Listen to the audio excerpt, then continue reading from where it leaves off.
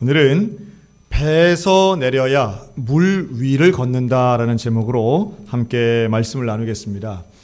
예수님께서 사람들에게 베푸신 여러 기적 중에 가장 극적인 기적 중 하나, 즉 오병이어의 기적을 하시고 사람들로부터 예수님만 따라다니면 먹는 거 문제 없겠다. 또 예수님이야말로 우리의 실제적인 문제를 해결해 주시는 분이겠구나. 이런 큰 기대 또 환영을 받으신 직후에 예수님은 제자들에게 바다 건너로 먼저 가라고 말씀합니다. 그리고 제자들을 보내시고 기도하시는 거죠. 그런데 문제는 제자들이 배를 타고 바다를 건너는 도중에 일어납니다. 큰 풍랑을 만납니다. 폭풍우를 만나고 바람을 만납니다. 사람은 언제 두려움의 마음을 갖게 되는가 하면 난생 처음 겪는 일을 만날 때에도 두려움을 갖고요. 또 하나는 잘 알고 익숙한 일 속에서도 두려움을 가질 때가 있습니다. 다시 말해 이렇게 풍랑을 경험하는 게 어부들이 많았던 제자들 입장에서는 풍랑은 사실 경험했던 일이라는 거예요. 그런데 초보자들은 이 풍랑이 얼마나 무서운지 잘 모를 수 있다는 겁니다. 그러니까 우리말에 그런 말이 있잖아요. 하룻강아지는 뭘 안 무서워해요? 왜 안 무서워합니까? 본 적이 없으니까. 얼마나 무서운지 몰라서 못 무서워하는 경우도 있어요, 사실은. 그런데 전문가들일수록 자기가 경험이 많고 경륜이 쌓일수록 사실은 어떤 면에서는 두려움이 더 많을 수 있습니다. 그래서 제가 아는 어떤 장로님 의사신데요. 내과 전문의신데 절대로 날거를 안 드시더라고요. 우리가 그토록 좋아하는 회, 육회, 조개 이런 걸 절대로 안 드시더라고요. 왜 안 드십니까? 그랬더니 그걸로 죽는 사람을 너무 많이 보신 거예요. 네. 경험이 쌓이면 안 먹어요. 안 먹습니다. 물에 빠져서 허우적된 경험이 있는 사람들이 물에 들어가기 되게 두려워하는 것과 좀 비슷한 일이 아닌가 하는 생각을 해봅니다. 두려움이라고 하는 것은 사람에게 아주 근본적인 감정이면서도 사람의 생활을 통제하기도 합니다. 그래서 예수님을 포함한 성경에 나오는 말씀 중에 제일 많은 표현이 사랑해라, 겸손해라가 아니라 한번 따라 하실까요? 두려워하지 말라. 얼마나 많이 나오는지 몰라요. 두려워하지 말라. 바로 이 폭풍 가운데 나타나신 예수님이 제자들에게도 똑같은 말씀을 합니다. 안심하라. 내니 두려워하지 말라. 여러분 오늘 이 말씀이 저와 여러분에게 위로가 되고 힘이 되시기를 바랍니다. 예수님께서 하신 그 안심하라. 그런데 어떤 면에서는 우리 예수 믿는 사람들이 하나님 앞에 말은 좋은데 어떻게 해야 안심이 되는가? 아니 폭풍우를 좀 멈춰주시면 내가 안심할 것 같은데 자 안심하라 말씀할 때에 폭풍은 어땠어요? 바람은 계속 불고 있었어요. 계속 불고 배는 계속 왔다 갔다 하는데 안심하라. 우리 속에 아마 그럴 수 있어요. 말로만 안심하라 그러는데 안심이 되나? 나한테는 응답받아야 될 문제가 2000가지는 있는데 말로만 한다고 되나? 그냥 목사님이 안심하라 그런다고 내가 안심이 되면 그 얼마나 좋겠어요. 그런데 안심이 잘 안 되는 거예요. 내 마음은 항상 두려움과 걱정과 염려가 가득한데 그게 말과 구호로만 되지 않는다고 말씀하실 때가 있는 거죠. 확실한 거 좀 보여달라고. 문제를 좀 해결해달라고. 문제를 해결해주면 내가 안심하겠다. 그런데 오늘 본문에서 우리의 시선을 끄는 장면은 베드로가 물 위를 걷는 장면이긴 하지만 오늘 예수님이 우리에게 주시려고 하는 정말 중요한 메시지는 결국 믿음이 적은 자요 왜 의심하느냐라고 말씀하신 바로 믿음에 있는 줄로 믿습니다. 이게 사실 결론이에요. 그런데 이 믿음에 대해서 어떤 과정을 통해 우리에게 가르치시느냐 상당히 중요하다는 겁니다. 우리가 이런 말 할 때 있죠. 내가 속았어. 사기당했어. 이런 말 할 때 있습니다. 그런데 이 속았어라는 말은 사기당했어 이런 말은 조금만 더 생각해 보면 속은 게 아니라 사실은 그 사기꾼을 믿었던 거죠. 믿음이 있었기 때문에 속은 것도 있는 겁니다. 그러니까 믿음이 없으면 속는 것도 아예 없어요. 제가 한 10년 전에 대신방을 할 때 있었던 일이에요. 대신방을 하다 보면 이제 우리 혼자 사시는 우리 권사님들 이런 분들 집에 이제 신방을 갈 때가 있지 않습니까? 그런데 예배 마치고 이 권사님이 저한테 목사님 이거 좀 보시라고 하면서 자랑을 하면서 저 안에서 큰 걸 하나 꺼내시는데 너무도 밝은 얼굴로 꺼내시는데 그게 뭐냐 하면 그 이름도 유명한 옥장판. 네. 그러면서 이분이 그렇게 사실 말씀을 잘 하시는 분이 아닌데 저한테 이 제품에 대해서 설명을 하시는 거예요. 이 제품으로 말씀드릴 것 같으면 서울에 있는 한양대학교 암흑의 교수님이 특허를 내고 기술을 연구해서 알파선, 감마선, 자기장 뭐 다 나온다는 거예요. 색깔을 보니까 막 번쩍번쩍해요. 그 초록색 옥이. 그러냐고. 제가 기가 막힌 걸 또 사셨네요. 그러면서 제가 왜 그런 제품일수록 이렇게 안내서도 막 두툼하지 않습니까? 크고 막 화려하고 막 이런 안내서인데 제가 이렇게 봤어요. 보면서. 그런데 제가 그런데 전문가는 아니지만 제가 한눈에 보기에도 제품이 너무 조악스러운 거예요. 조잡한 거예요. 그리고 거기에 이렇게 파워 에너지 뭐 영어로 이렇게 써 있는데 철자도 틀렸어요. 이게 지금 이게 뭐냐? 브랜드 상표를 봐도 어디서 듣도 보도 못한 브랜드고 그래서 제가 이제 불안한 거죠. 그래서 권사님한테 물어봤어요. 권사님 이거 얼마 주고 샀어요? 그랬더니 원래는 이게 훨씬 더 비싼데 정말 싸게 일시불로 사서 나한테 싸게 했는데 300만 원을 줬다는 거예요. 제가 순간 화가 너무 나가지고 뭐 이런 게 다 있나 이제 싶은 거죠. 그래서 거기 있는 사실 그러면 안 되는데 거기 나온 전화번호로 대번에 제가 전화를 하고 전화를 받아야 안 받아요?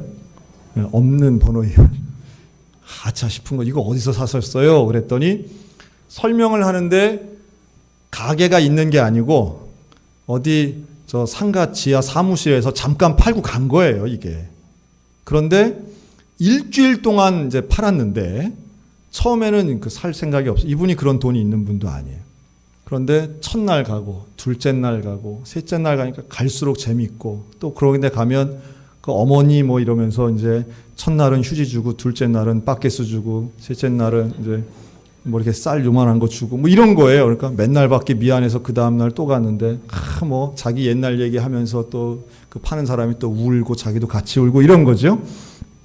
그러면서 어머니 건강을 위해서 자기가 이렇게 그건 이제 거의 마지막에 나오는 거예요. 누가 한 명 사니까 자기도 사고 이제 이랬던 건데 300만 원이 어디 있어서 사셨어요? 그랬더니 200만 원은 자식들이 준 거 딱 했다가 그게 일시불로 줘야 되니까 전화해가지고 자식들한테 돈 빨리 보내라고 해서 준 거예요. 제가 그걸 보면서 얼마나 마음이 상하면서도 속이 상하는지 그리고 화가 나는 거죠. 그러다가도 또 그런 생각도 들더라고요.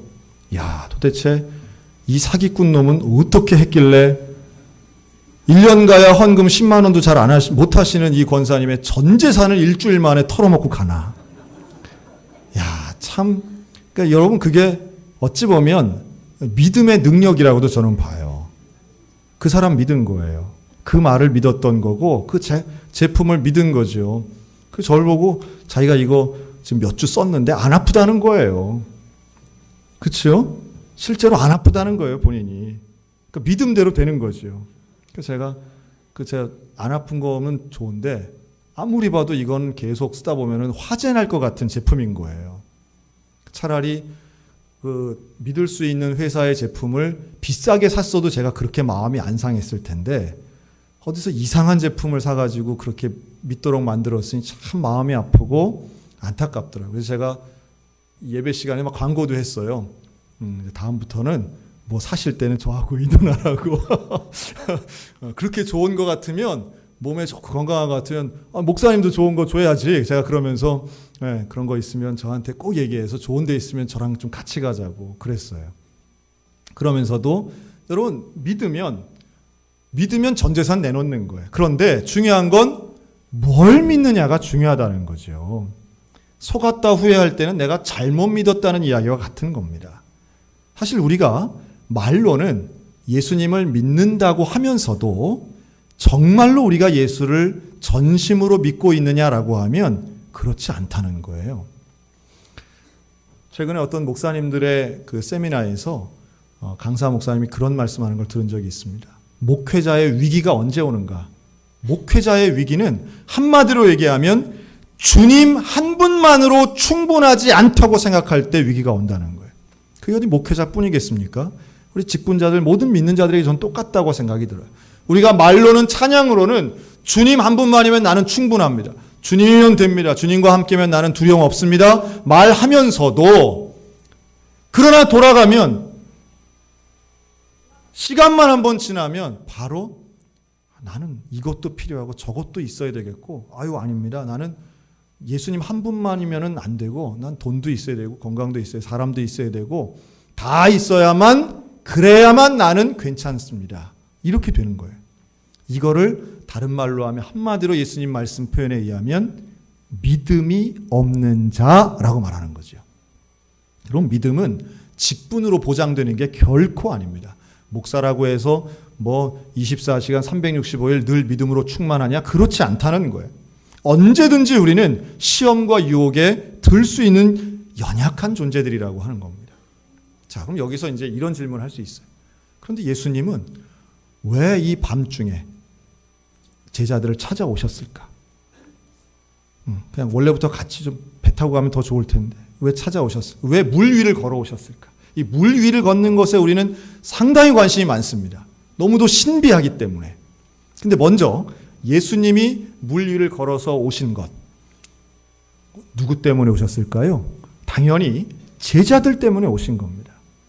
풍랑 만난 제자들 때문에 예수님이 찾아오신 거예요. 원래는 바다 건너편에서 만나기로 했는데 어려움을 당하고 있기 때문에 제자들 앞에 나타나신 거예요. 마가복음에는 지나가시려다가 원래 목적지로 가시려다가 어려움을 당했기 때문에 여기에 나타나신 거예요. 현현하신 거예요.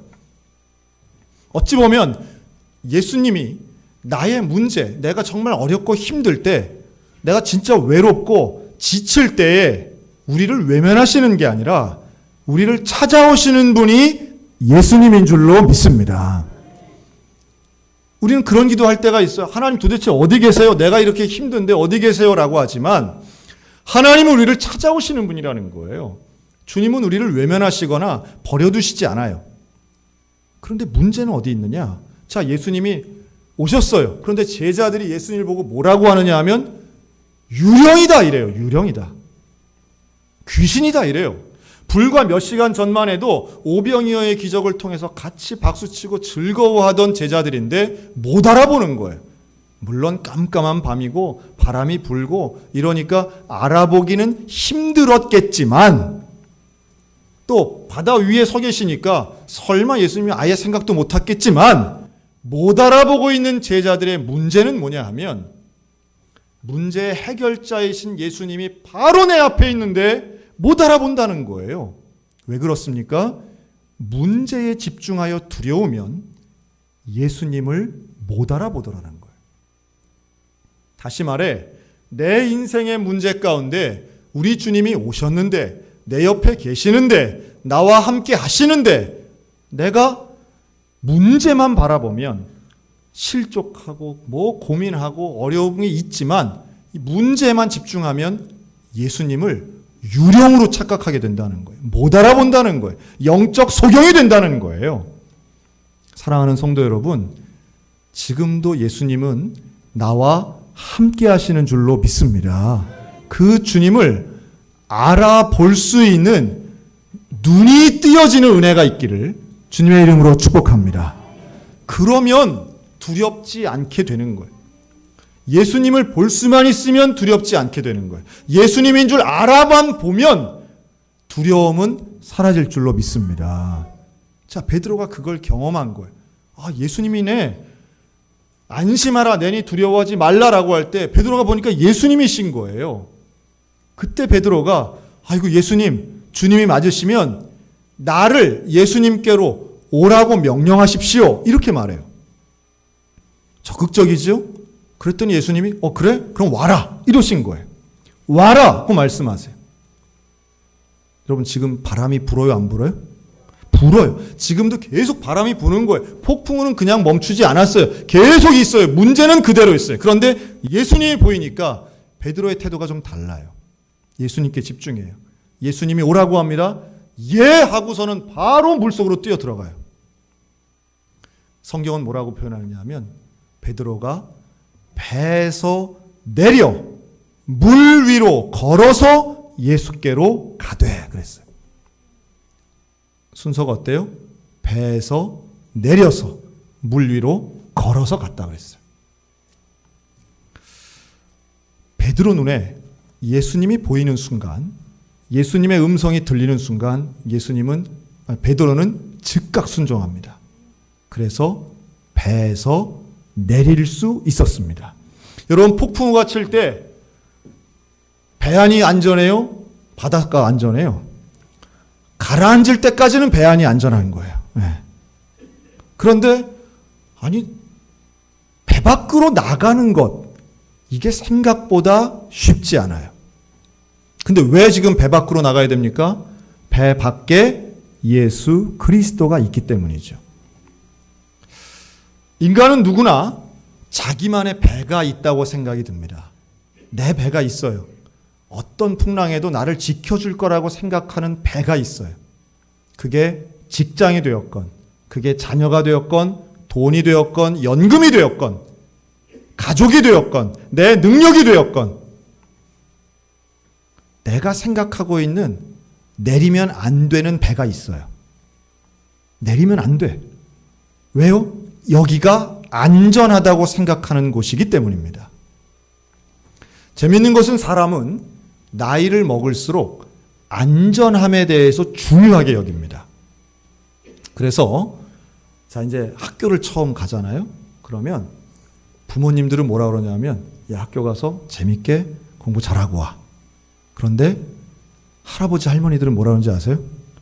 차 조심, 낯선 사람 조심, 불량식품 조심, 신호등 꼭 조심, 미세먼지도 조심, 처음부터 끝까지 조심하라고.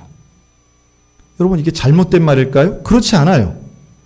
왜 그렇게 나이를 먹을수록 안전과 조심에 대해서 이야기하느냐 하면 그게 무너지면 다른 게 다 무너진다는 걸 알기 때문이라고 저는 생각해요. 아무리 뭘 잘해도 안전이 무너지면 다 끝나는 거야. 그러니까 안전이 제일 중요한 거야. 안전. 그래서 돈을 벌어도 아니야, 많이 안 벌어도 돼. 마이너스 없는 게 중요해. 그래서 안전자산 이런 거 찾는 거죠. 직장도 다른 거 좋은 거 다 필요 없어. 안전한 게 중요해. 안전빵 이런 거 들어가는 거예요. 그래서 변함이 없고 예측이 가능하고 뭔가 보장이 되는 것, 이거 찾는 거예요, 사람이. 왜냐하면 그래야 두려움이 줄어드는 거니까. 자, 그게 나쁘다는 얘기 아니에요. 보험을 들고 연금을 들고 하는 게 나쁘다는 얘기는 아니지만 중요한 건 이겁니다. 진짜로 내가 생각하고 믿고 있는 내 배가 안전한가라는 거예요. 진짜로 그게 안전하느냐는 거예요. 또 내가 생각하는 그게 정말로 모든 걸 보장해 주는가라는 거예요. 자, 이 부분에서 입으로는 우리는 주님으로 충분하고 하나님이 지켜주신다고 얘기하면서도 우리는 하나님 외에 다른 안전장치가 수백 개는 있어야 우리는 안심하고 사는 사람들이 아니겠느냐는 거예요. 황사가 두려워서 문 꼭꼭 닫고 가텐 치고 그러다가도 또 이제 공기청정기가 있어야 안심이 되고 공기청정기에 불이 빨간불에서 노란불 초록불이 돼야 안심이 된다면 우리에게는 이미 너무도 많은 두려움 가운데 있는 거예요. 여러분, 우리에게 진짜 안심하라 그 말씀할 수 있는 분은 오직 한 분 예수 그리스도인 줄로 믿습니다. 그래서 베드로가 무리를 걸었던 이유는 단 하나뿐이에요. 사실 무리를 걷는 게 대단해 보이지만 초자연적인 일이기 때문에 야, 나도 물 위를 한번 걷고 싶어. 혹시 이런 분 계실지 모르겠어요. 나도 하늘을 한번 날고 싶어. 예수님 승천했는데 나도 좀 그러고 싶어. 나도 기적을 좀 경험해보고 싶어. 만약 기적이 중요했다면 물 위를 걷는 사건 자체가 그렇게도 의미 있고 중요했다면 예수님은 이렇게 사람들이 볼 수도 없는 깜깜한 밤에 물 위를 걷게 하시지 않았을 거예요. 아마도 날씨 좋고 사람들이 많이 모여있을 때 12명 제자, 자, 줄 서. 해가지고, 자, 이제 출발! 물 위로 걷는다. 출발! 왼발, 오른발, 왼발, 오른발. 이러면서 걷지 않겠어요? 그러면 사람들이, 야, 저거 봐라. 역시 예수님이네. 역시 다르네. 저 능력 좀 봐라. 야, 우리도 다 따라가자. 이러지 않았겠냐는 거예요. 기적이 중요한 게 아니에요. 물 위를 걸었다는 게 중요한 게 아니라 왜 물 위를 걸었는가가 중요하고 무엇을 위해서 물 위를 걸었느냐가 중요합니다. 자, 예수님이 오라고 할 때 베드로가 배에서 내려서 물 위를 걸었던 이유는 어디로 가려고 걸은 거예요? 예수님께로 가려고 걸은 거예요. 성경에 나오는 모든 기적들, 여러분 홍해가 갈라진 거는 그게 의미가 있는 게 아니라 하나님이 허락하신 가나안 땅으로 가려니까 홍해가 갈라진 거예요. 사명 따라 하나님을 따라 가려고 할 때에 그때에 일어나는 과정 속에 기적이 있는 것이지 기적 자체가 목적은 아니라는 겁니다. 자, 그러면 누가 기적을 볼까요? 오늘같이 물에서 물 위를 걸을 수 있는 기적을 경험하는 사람은 예수님께 가는 사람이고 예수님께 가려면 배에서 내린 사람만 물 위를 걸을 수 있었다는 거죠. 자, 베드로는 그 물을 위를 걸었어요. 그런데 배에는 아직도 많은 사람들이 타고 있었어요. 남은 제자들은 다 배에 타고 있는 거예요. 베드로만 배에서 내렸습니다. 저는 이런 상상을 한번 해봅니다. 제자들 중에 누가 또 봤을 거 아니에요. 야, 저 베드로 저 왜 저래? 왜 뛰어내려? 왜 내리는 거야? 원래 베드로가 걷네? 그런데 잠시 후에 어떤 일이 벌어져요? 베드로가 물에 빠집니다. 물에 빠져요. 자, 성경에 나오지 않지만 제가 한번 상상을 해봤어요. 아마도 그때 배 안에 있던 제자들은 팔짱 끼고 뭐라고 그래요? 내 저럴 줄 알았어. 저럴 줄 알았어. 웬일이는 내 건나 했다. 그러면서 이랬겠죠? 안 내리길 잘했어. 안 내리길 잘했어. 자, 우리는 베드로가 물 위를 걷다가 빠지는 것을 뭐라고 하느냐 하면 아유, 처음엔 좀 믿음이 있더니만 실패한 것처럼 얘기할 때가 있어요. 물에 빠졌으니까. 여러분 그 장면만 놓고 보면 물에 빠진 사람과 배 안에 있는 사람 누가 더 상태가 좋아요? 당연히 배 안에 있는 사람이 상태가 더 좋지요. 물에 빠진 건 뭔가 실패한 것 같아요. 괜히 그런 것 같아요. 그러나 예수님을 바라보고 믿음 따라가 가다가 물에 빠졌을 때에 예수님은 그 사람을 그대로 두지 않으십니다. 31절에 물에 빠진 베드로를 향하여 예수님은 즉시 손을 내밀어 그를 붙잡으셨다 그랬어요. 즉시 붙잡아서 물에서 꺼냅니다. 여러분, 이 예수님의 손길을 경험한 것은 베드로뿐인 것을 기억하시기 바랍니다. 빠진 것도 베드로뿐이지만 물 위를 걸은 것도 베드로 혼자예요. 우리는 신앙생활을 하는 가운데에 예수님께로 가면서 사실은 이 풍랑을 만난 것도 예수님이 가라고 하는 길을 가다가 풍랑을 만난 거예요. 우리는 믿음 생활을 하면 아무 문제가 없을 거라 생각하지만 아니에요. 믿음 생활해도 풍랑 만날 수 있습니다. 또 예수님이 오라 해서 가다가도 물론 내 눈에 바람이 보이기 때문에 두려워서 빠지긴 했지만 얼마든지 이런 유혹이 수도 없이 오는 거예요. 중요한 것은 빠질 때 빠지더라도 예수님께 가는 순종을 해봤느냐라고 하는 거예요. 저는 교회에서도 그런 말 들을 때 참 안타까워요. 뭐냐 하면 야, 예수를 믿어도 정도껏 믿어야지. 너무 심하게 믿으면 안 돼. 조금 더 노골적으로 얘기하면 교회에 너무 깊숙이 들어가면 안 돼. 야, 참 그 얼마나 고상한 안티인지 모르겠어요. 깊이 들어가면 안 된대요. 뭐든 깊이 알면 뭐 마음 상하고 속 상하고 또 손해보고 뭐 이렇다는 거예요. 실제로 많은 교회들이 문제를 가지고 그렇게 얘기할 수 있는 상황들이 있는 것도 알긴 압니다. 그러나 저는 교회를 얘기하는 게 아니라 예수님의 말씀에 순종할 때는 아무리 내가 생각할 때에, 내가 경험할 때에 내 배가 안전하게 보일지라도 예수님이 말씀하시면 그 말씀에 순종하여 배에서 내려보는 경험이 일생에 한 번은 있어야 된다라고 하는 말씀이에요. 언제까지나 안전망친 그 상태에서 예수님은 바다에 계시는데 나는 배 안에만 있으면서 예수님을 구경만 하는 사람이 돼야 되겠냐는 거예요. 순종이라고 하는 것, 예수 그리스도를 영접한 사람이라고 하는 것은 내 삶의 일부분만 잠깐 수종하는 게 아닙니다. 내 삶의 전체를 드리는 것이고 예수님 말씀에 즉각 반응하는 것이고 그것이 바다라 할지라도 뛰어들 수 있는 신앙. 여러분, 이러한 도전적이고 때로는 과격해 보이는 신앙일지라도 예수님의 음성 듣는 제자라면 그 음성에 순종해야 될 줄로 믿습니다.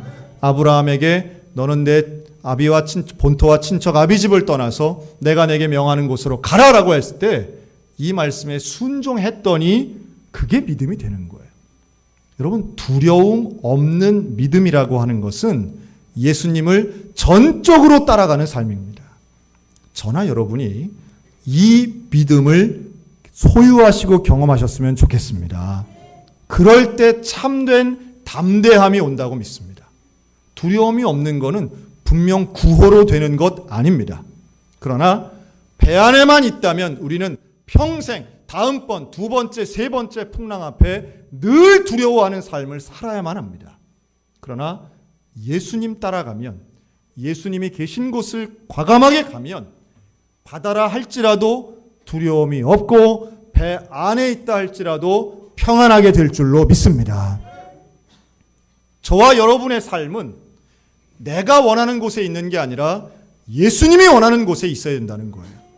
예수님이 원하는 그곳에 아골골짝 빈들이라도 가는 것이고 푸른 풀밭 초장이라도 있는 것이고 큰 궁궐에도 주님이 거기 계시면 거기 있는 것이고 가난한 집이라도 예수님이 거기 있으면 거기 광야라도 가는 거예요. 예수님 따라가는 그곳에 진정한 안심과 평강과 평화가 있음을 믿으시기 바랍니다. 그랬더니 예수님이 베드로를 건져서 그 다음엔 배로 올라오시잖아요. 계속 바다로 걸어가신 게 아니라 배로 올라오십니다. 예수님이 배에 오르시자 바람이 그쳤다 그랬어요.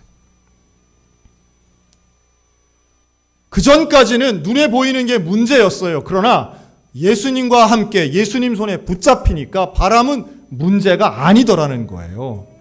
여러분, 우리 언제까지 문제 틈바구니 쌓여있는 계속해서 떨어지는 문제들에 치여서 사시겠습니까? 풍랑은 계속 옵니다.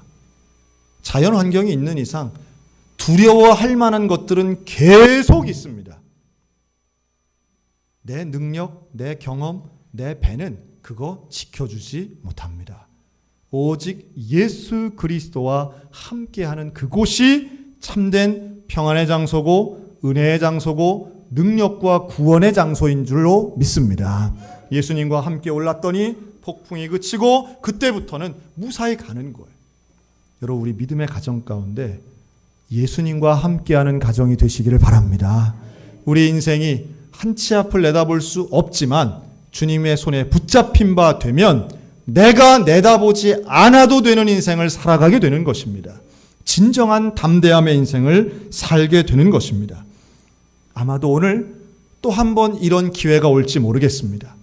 인생의 폭풍 가운데 누구도 내 편 들어주지 않고 구조선도 오지 않고 누구도 나를 도와주지 않는 그런 상황 속에 제일 무서워 보이는 그 바다 한복판에서 예수님이 나에게 오라고 말씀하실 때 여러분, 여전히 가라앉아가는 배를 고집하시겠습니까? 아니면 그 주님의 말씀에 순종하여 뛰어드시겠습니까?